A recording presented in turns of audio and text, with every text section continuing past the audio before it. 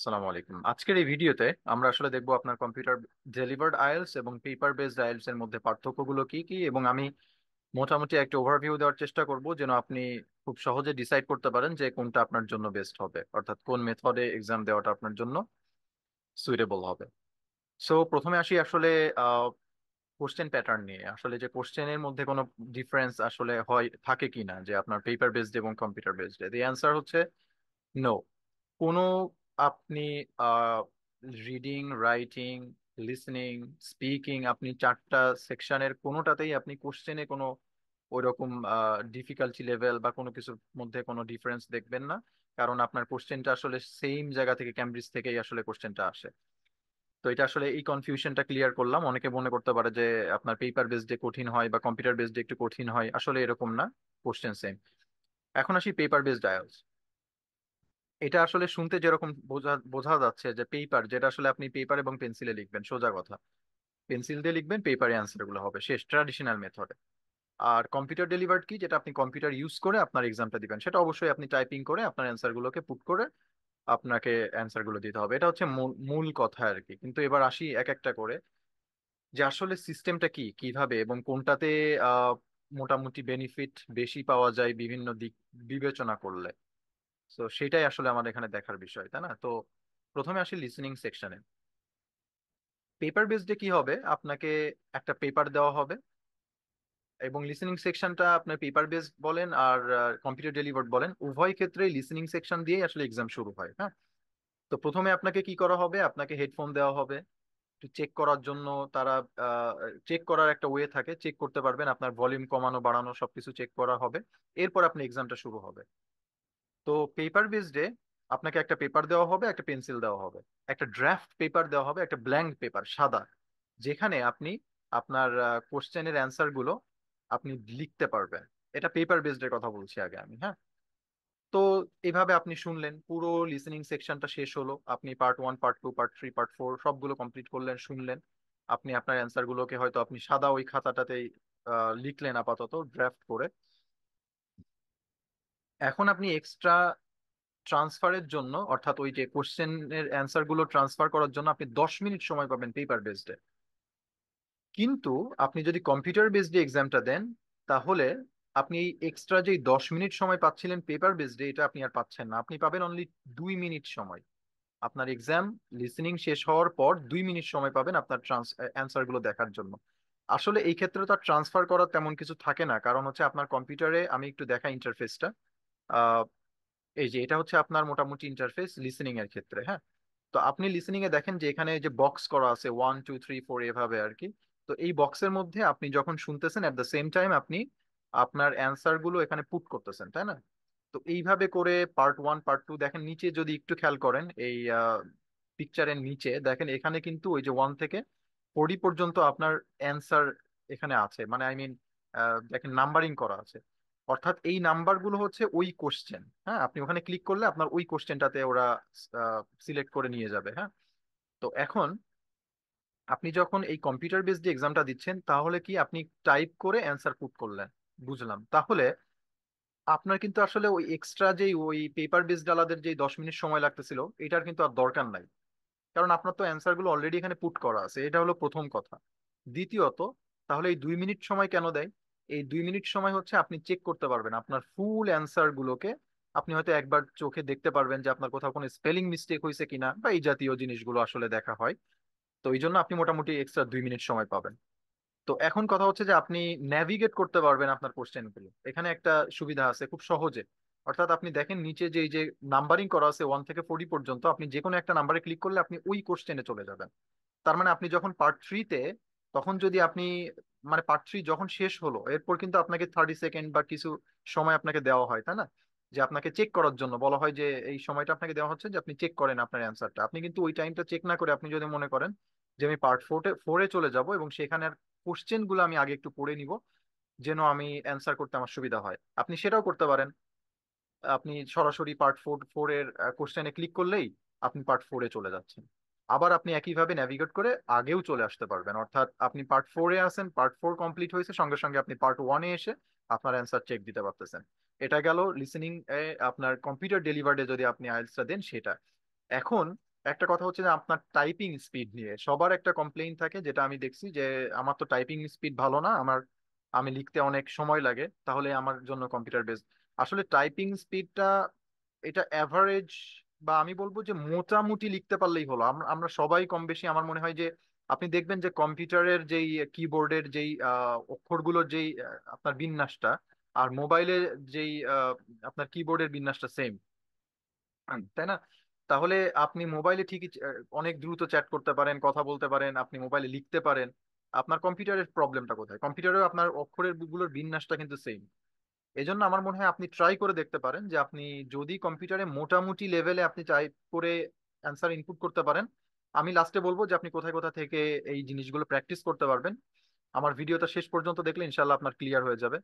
So আপনি যদি দেখেন যে আপনার টাইপিং স্পিড মোটামুটি আছে এবং আপনি মোটামুটি ইনপুট করতে পারছেন, আমার মনে হয় আপনার অবশ্যই কম্পিউটার বেসড এক্সামটা দেওয়া উচিত। আচ্ছা, এবার আসি পেপার বেসডে। পেপার বেসডে দেখেন এই যে এরকম একটা অ্যান্সার শিট আপনাকে দেওয়া হবে, যেখানে আপনার অ্যান্সার গুলো আপনি পুট করবেন। এই যে এখানে 1 থেকে 40 পর্যন্ত আছে, ওই যে এক্সট্রা 10 মিনিট সময় পাবেন, ওই সময় অ্যান্সার গুলো পুট করতে পারেন এখানে। অথবা আপনি যদি মনে করেন যে না, আমি যখনই শুনছি তখনই এখানে লিখে দিব, সেটাও পসিবল, আপনি সেটাও করতে পারেন। তো এটা গেল লিসেনিং এ। এবার আসি আমরা reading section. Reading section listening section almost same, মানে আপনার মেথডটা সেম। রিডিং সেকশনে আপনাকে একটা কোশ্চেন পেপার দেওয়া হবে, সেটা 7-8 পেজের হতে পারে, কারণ 3টা প্যাসেজ থাকে। এই সবগুলো প্যাসেজের সঙ্গে একসঙ্গে একটা আপনার ওরা কোশ্চেন প্রোভাইড করে। এই কোশ্চেনের মধ্যে আপনি ইচ্ছা করলে আপনি কোশ্চেন এবং অ্যান্সার সব জায়গায়, মানে আপনার প্যাসেজে আপনি কি করতে পারেন, হাইলাইট করতে পারেন পেন্সিল দিয়ে। যেমন আমি এখানে এখানে একটা আপনি দেখতেই পাচ্ছেন যে আপনার কোশ্চেন গুলোকে হাইলাইট করা, তারপরে আপনার প্যাসেজের মধ্যে যেই লাইনগুলো থাকে সেগুলোকে আপনি চাইলে হাইলাইট করতে পারেন আপনার পেন্সিল দিয়ে। That's good. এখন আমার কাছে যেটা মনে হয় যে পেপার বেসড, যে আপনি যখন অ্যান্সার গুলো এইভাবে লিখবেন বা হাইলাইট করবেন, দেখা যাচ্ছে আপনার এই এক পেজের এই পাশে হচ্ছে আপনার কোশ্চেন, আর এই পেজে হচ্ছে আপনার প্যাসেজটা। তাহলে কি হয় যে আপনাকে বারবার করে ওই পেজ উল্টাতে উল্টাতে হচ্ছে, আবার এই পেজে আসতে হচ্ছে। আর আইএলটিএস এর একটা মেইন বিষয় কিন্তু টাইম ম্যানেজমেন্ট, তাই না? যে আমরা জানি যে রিডিং এ সবাই কম বেশি, আমার মনে হয় যে আপনার 40টা অ্যান্সারের মধ্যে হয়তো বা 35টা অনেকেই পারবে, যদি অনেক ফুল টাইম দেওয়া হয়, যে ঠিক আছে তোমার কোনো টাইম বাউন্ড নাই, যে তোমার ইচ্ছা মতো তুমি সময় নিয়ে তুমি অ্যান্সার গুলো লিখো, হয়তো অনেকে 40টায় অ্যান্সার কারেক্ট করবে, তাই না? কিন্তু যেহেতু আপনাকে একটা নির্দিষ্ট সময় দেওয়া হচ্ছে, মাত্র 1 ঘন্টা টাইম পাচ্ছেন আপনি, এই জন্য আপনাকে কিন্তু টাইম ম্যানেজমেন্টটা অনেক, আপনার টাইম ম্যানেজমেন্ট অনেক গুরুত্বপূর্ণ। অর্থাৎ এই যে পেজ উল্টানো বারবার করে, এই যে পেন্সিল দিয়ে দাগ টানা, এরপরে আবার গোল দেওয়া এক এক জায়গায়, এটা আসলে বেশ টাইম কনজিউমিং হয়। যেটা আপনি যদি কম্পিউটার বেসডে দেন, আপনি দেখেন এখানে এই যে ইন্টারফেসটা এখানে আমি শো করেছি, এখানে একটু খেয়াল করেন। আপনার কি হবে যে রিডিং এ এক সাইডে থাকবে আপনার প্যাসেজটা। আপনি দেখেন এখানে এই যে ইনফরমেশন ডিজাইন, এই যে এটা হচ্ছে আমার প্যাসেজ, এটা হচ্ছে এক সাইডে আছে বাম পাশে। ডান সাইডে থাকবে আপনার হচ্ছে questions.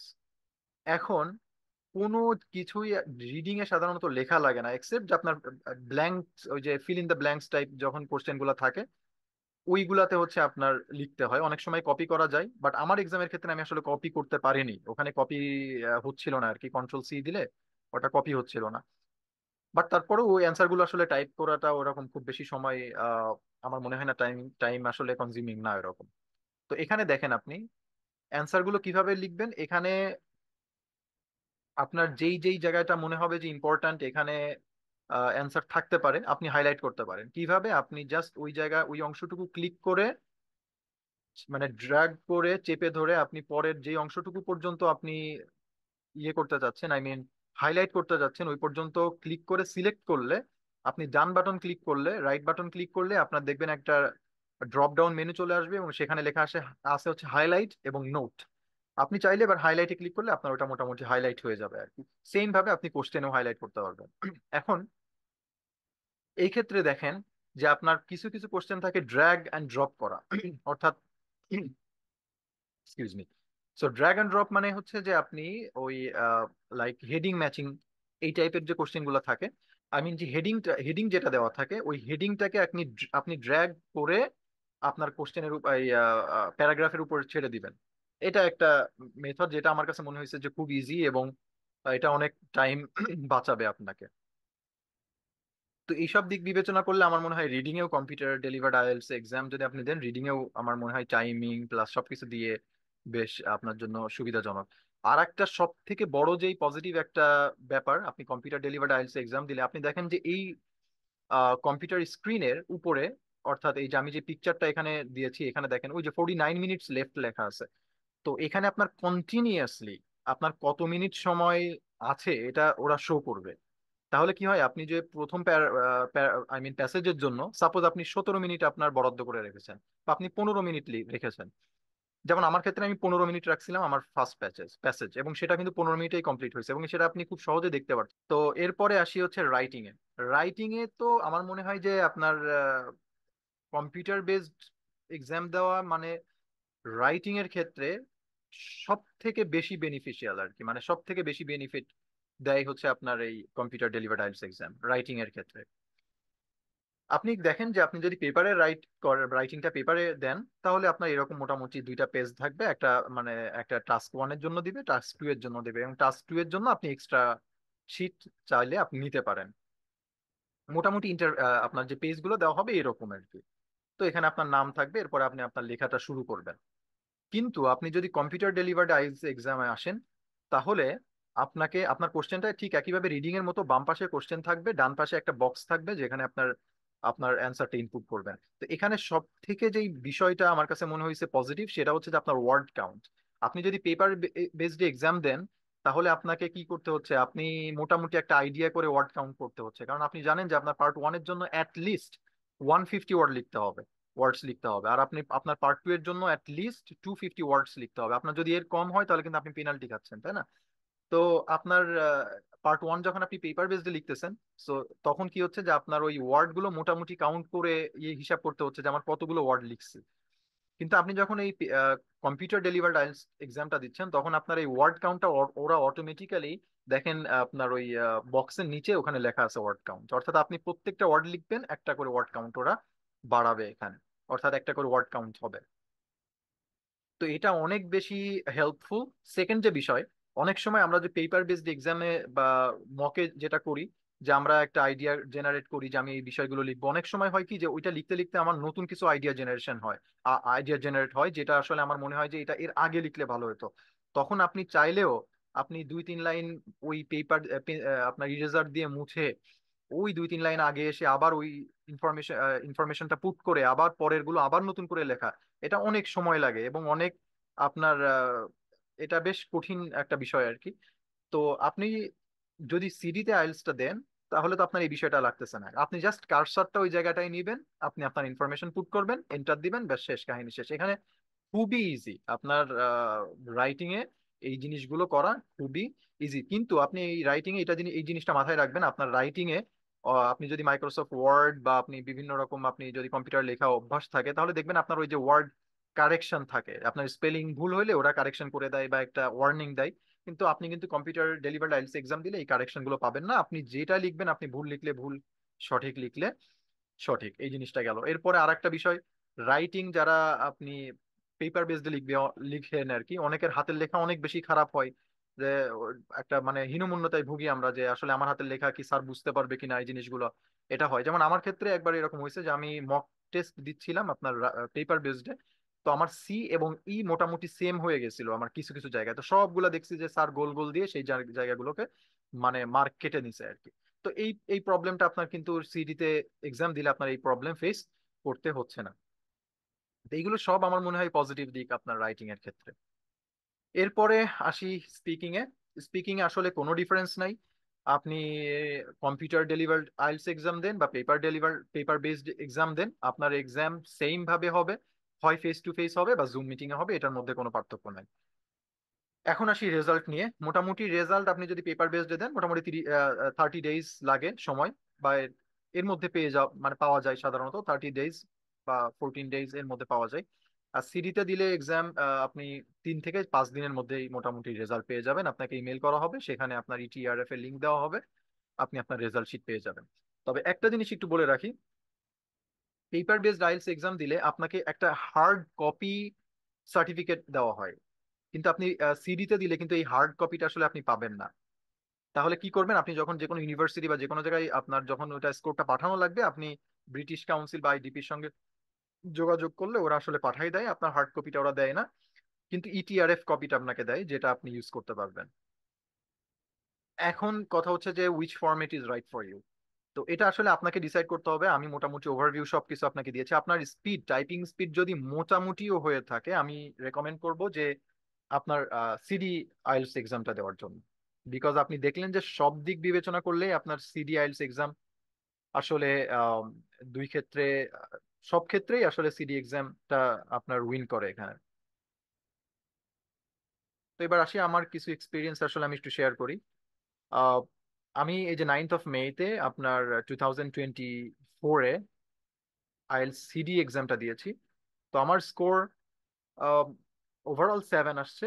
Listening A 7.5, reading a 7, এরপরে আপনার হচ্ছে রাইটিং এ 6.5, এবং আমার স্পিকিং এ 7.5।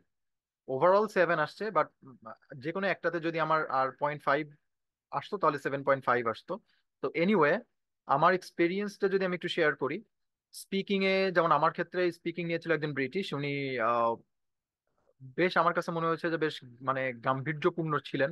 কখনোই ওনার স্মাইলিং ফেস বা এরকম টাইপ কোনো কিছু ছিল না। সো আমার একটু ভয়েই ছিলাম যে আমি আসলে যে কি হবে, বাট আমি আমার মতো ফ্লুয়েন্সি কন্টিনিউ রেখে আমি কথাগুলো বলে গেছি আর কি, একদম মোটামুটি যতটুকু পেরেছি আর কি। তো এক্সাম রেজাল্ট হওয়ার পরে দেখছি যে আমার এক্সামের আই মিন স্পিকিং এর রেজাল্ট আসছে 7.5। তো আমার কাছে যেটা মনে হয় যে নার্ভাস যদি না হন, আপনার ফ্লুয়েন্সি যদি ঠিক রাখেন, গ্রামার যদি ঠিক থাকে, লেক্সিক্যাল রিসোর্সেস মোটামুটি থাকে, তো আপনার ওভারঅল 7.5 পাওয়াটা আমার মনে হয় না খুব একটা কঠিন আর কি, যদি ঠিক থাকে। আমি আবারও বলছি, যদি ঠিক থাকে। অনেক সময় ফ্লুয়েন্সি অনেক দুর্বল হয়, বা লেক্সিক্যাল রিসোর্স খুব লো কোয়ালিটি থাকে, তারপরে আপনার গ্রামাটিক্যাল মিস্টেক্স থাকে, এরকম হইলে আসলে 6 দিবে হয়তো, বা 5.5 আসবে। বাট যদি মোটামুটি থাকে, ওভারঅল 7.5 পেয়ে যাবেন স্পিকিং এ। সো আমি ইনশাল্লাহ স্পেসিফিক ভাবে আপনার রিডিং, রাইটিং, লিসনিং এবং স্পিকিং সবগুলোর ভিডিও দিব সামনে। সো থ্যাংক ইউ, আজকে এই পর্যন্ত।